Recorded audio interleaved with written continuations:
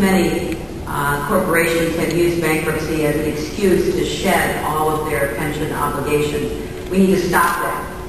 If people have a legitimate right in investing in their pensions, it shouldn't be wiped away by a company going into bankruptcy. But if it meant the company would go out of business. Well, but look, I mean, these companies find plenty of dollars for golden parachutes for their CEOs.